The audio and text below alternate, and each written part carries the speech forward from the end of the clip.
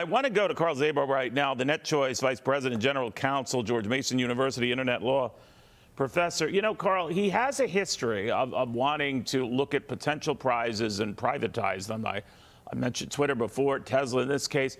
But I'm wondering where the legal issue is here when he's just raising that as a possibility, because didn't he caution or hasten to add, particularly in the Tesla case, it was like one thing he was just throwing out there.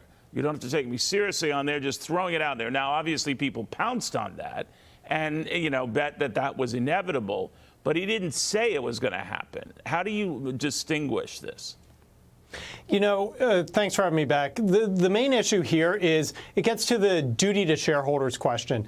Elon Musk has a duty to the shareholders. Now, the plaintiffs here have to prove that he violated that duty, that he never intended to take Tesla private, which he claims he did. So it's kind of a he said, she said question.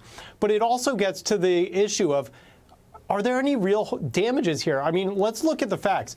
Tesla was a failing company before Elon took over.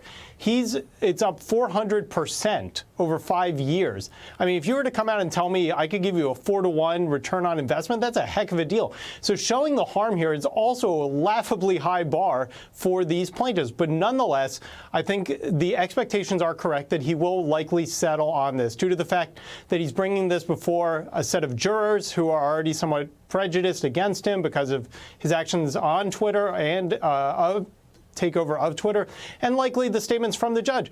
But the bigger deal before us here is not so much the issue before Musk or Twitter or Tesla. It's not really going to impact them that much in the big scheme of things.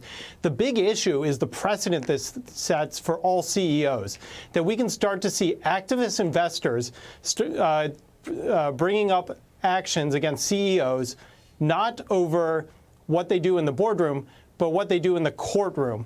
And that's a real opportunity and threat matrix that CEOs are going to have to face at publicly traded companies coming up, that an investor can say, when you put profits over green, then you were harming my shareholders, you're harming shareholders.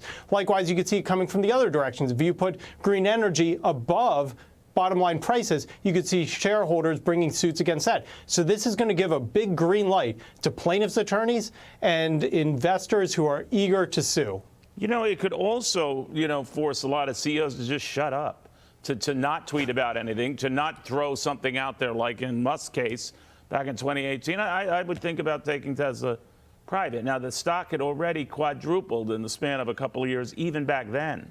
So as I think you touched on this made it soar all the more. So these investors caught in that grip, you know, lost a lot of money on paper. So I'm just wondering how this would affect future CEOs or present CEOs who might muse online or in response to a reporter's question. If someone says, would you ever take this company private? He or she better watch what they say, right? Absolutely. I mean, we, of course, get the quarterly reports and the annual reports from publicly traded companies. And if you're a CEO, you do have to be careful with what you say. But I also worry simultaneously that this would kind of decrease the transparency that we want from our CEOs. If there is something that they are going to be doing or something they are thinking about, we want that information in a real-time basis. And that seems to be what Elon Musk is getting raked over the coals for doing. So it's going to really chill that type of activity. Yeah, because he said he was looking into it. And in a lot of these tweets, and I've read a good many of them, so he wasn't saying he was going to do it.